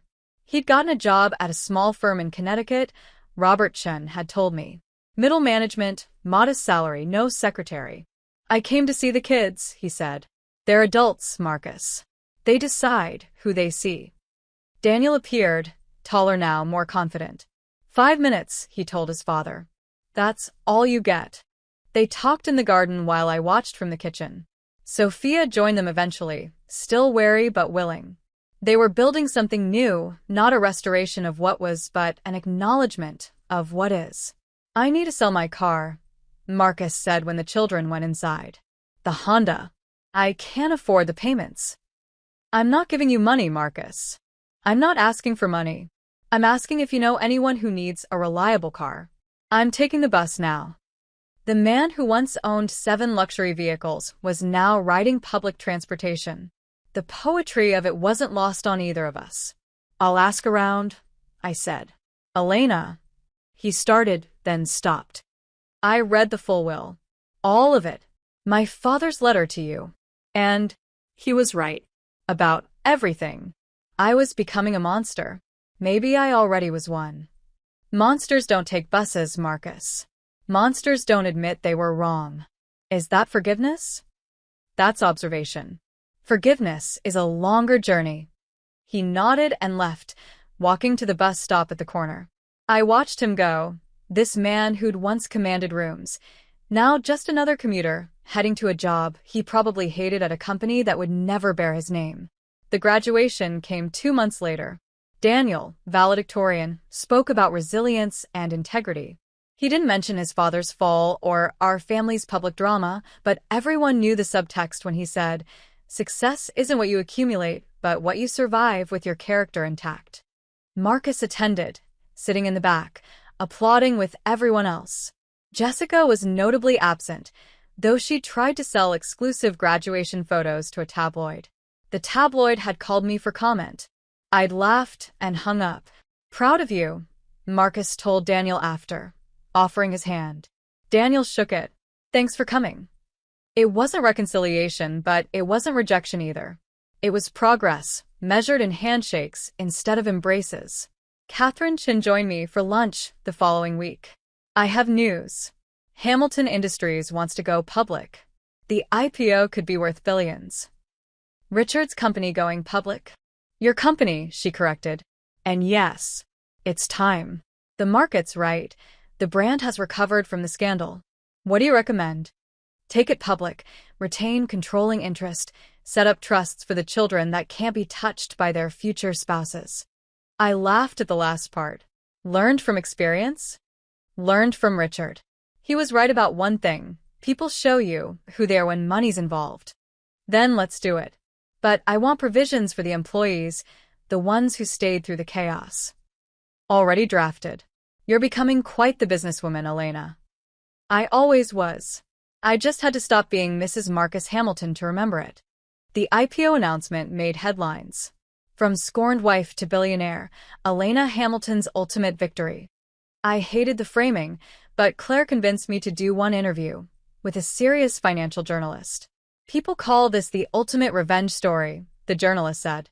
People are wrong, I replied. This is a story about a father-in-law who loved his family enough to protect it, even from his own son. I'm just the beneficiary of his foresight. Do you ever speak to your ex-husband? When necessary. We share children. That doesn't end, because a marriage does. And Jessica Ross? Who?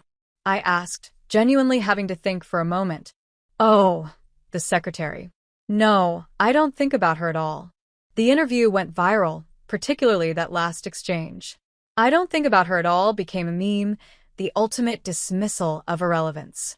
Marcus called that night. That was cruel, what you said about Jessica. Was it? I genuinely forgot about her, Marcus. She's not part of my life or thoughts. She was devastated. She was watching my interview? How interesting. I don't watch her Instagram stories. Elena. Marcus, I need you to understand something. I don't wish Jessica ill. I don't wish you ill. I simply don't wish about either of you at all. You're the past. I'm living in the present. He was quiet for a moment. The company IPO. Dad would have hated that. Actually, Richard left notes about potentially going public. He just didn't trust you to handle it. He didn't trust me with anything. He trusted you with everything, Marcus. You just proved him right not to. The day of the IPO, I rang the opening bell at the New York Stock Exchange. Daniel and Sophia flanked me, proud and poised. The photos would later show what I didn't see in the moment. Marcus and the crowd of traders, watching. Not bitter, just watching. Hamilton Industries opened at $45 per share and closed at $62. By market close, I was worth more than Marcus had ever dreamed of being. How does it feel? A reporter shouted. Like responsibility, I answered honestly. That evening, we had a small celebration, just family and close friends. Claire raised a toast. To Elena, who learned that the best revenge isn't living well, it's living authentically. To Richard, I corrected, raising my own glass to his portrait. Who knew the ending before the story even began? Later, as guests mingled, I found myself in Richard's study. My study. Looking at his books, his papers, the plans he'd made that I was now executing. A knock at the door. Judge Harrison entered, carrying a small box. Richard left this for you, he said, with instructions to give it to you only after everything was settled. Inside was a simple gold watch, inscription on the back. Time reveals all truths. Thank you for being patient. R. I put it on, feeling its weight, understanding its message. Richard had known not just that Marcus would betray me, but that I would survive it, thrive even. He loved you like a daughter, Judge Harrison said. I know, I replied. He gave me more than money. He gave me the chance to discover who I was when I wasn't trying to be someone's wife. And who are you? I thought about it. I'm Elena Morrison Hamilton. Mother, businesswoman, survivor. And for the first time in 20 years, that's enough. The party continued downstairs, but I stayed in the study a bit longer, surrounded by Richard's legacy and my future. Through the window, I could see the city lights, each one representing a life, a story, a possibility. My phone buzzed. A text from Marcus. Congratulations on the IPO. Dad would be proud. I didn't respond immediately. Then, finally, he would be proud of both of us. You for accepting consequences. Me for surviving them. Is that forgiveness? It's progress. I deleted the conversation and returned to my party, to my children, to my life. Downstairs, Sophia was laughing at something Claire's son had said. Daniel was deep in conversation with Catherine Chun about business school. The house was full of warmth and possibility. There you are, Claire said, pulling me into the celebration. No hiding in studies with ghosts. Not hiding, I corrected. Just saying thank you. To Richard, To the past. for teaching me what I needed to know to build a better future. 6 months later, I established the Richard Hamilton Foundation for Business Ethics with a special focus on protecting spouses in corporate divorces. The first beneficiary was a woman whose husband had hidden assets in offshore accounts. We helped her recover everything. Marcus sent a donation, small, but meaningful. It's what he would have wanted, his note said. I put his check with all the others, no special placement, no particular acknowledgement. He was just another donor now, another person trying to do better. Jessica published another book, a wellness guide about rising from the ashes. It also flopped. She moved to Arizona, became a real estate agent. Her Instagram bio no longer mentioned Marcus or the Hamilton name. Daniel started at Harvard Business School, his grandfather's alma mater. His application essay was about watching an empire fall and a matriarch rise, about learning that integrity matters more than inheritance. Sophia chose art school, surprising everyone but me. I want to create beauty, she said, not just acquire it. Your grandfather would understand, I told her, remembering Richard's hidden sketches, his artistic soul trapped in a businessman's life. Would Dad? Your father is learning that understanding comes after acceptance, not before. Marcus had started visiting regularly, not as an ex-husband, but as a father. He'd bring coffee, sit in the garden, talk to the children about their lives without mentioning his own struggles. He was learning humility, that rarest of gifts. One evening, as spring turned to summer, I sat in that garden alone. The peonies were in full bloom, their scent carrying on the warm breeze. The house behind me stood solid and welcoming, no longer a monument to Marcus's ego, but a home for our family's future. I thought about that night 3 years ago, when Marcus had said I was nothing to him. The words that had seemed like an ending but were actually a beginning. My phone rang. A young woman crying. Her husband had just served her with divorce papers, was flaunting his younger mistress, had hidden their assets. I heard about you, she said. About what you did. How you survived. I didn't just survive, I told her. I discovered that being nothing to someone else means you can become everything to yourself. How? Patience, I said, channeling Richard's wisdom. Truth always surfaces. And justice, though sometimes delayed, is sweetest when served at exactly the right temperature. I gave her David Brennan's number, promised the foundation would help, told her that endings were just beginnings in disguise. After she hung up, I sat in the gathering dusk, wearing Richard's watch, surrounded by naturally blooming peonies, at peace with the past and ready for whatever came next. Marcus had been wrong. I wasn't nothing.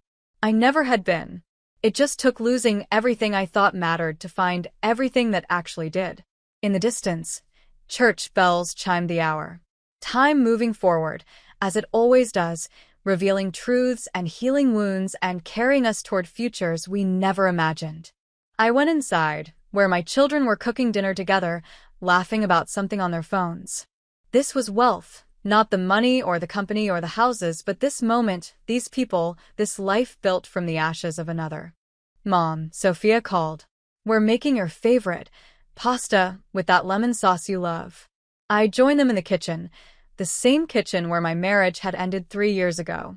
Now it was filled with laughter and light, and the promise of all the dinners to come. Tell us the story again, Daniel said, half joking. About the reception. You were there. But tell it anyway. It gets better every time. So I did, adding flourishes, making them laugh, turning our family tragedy into mythology, the way all families do with their defining moments. Outside, night fell softly on our rebuilt life. Somewhere, Marcus was probably in his small apartment, learning to live with consequences. Jessica was posting sunset photos in Scottsdale, hashtagging them #newbeginnings. The world continued spinning, carrying us all toward our separate futures. But here, in this kitchen, with these children, in this house that Richard's wisdom had preserved, I was exactly where I belonged.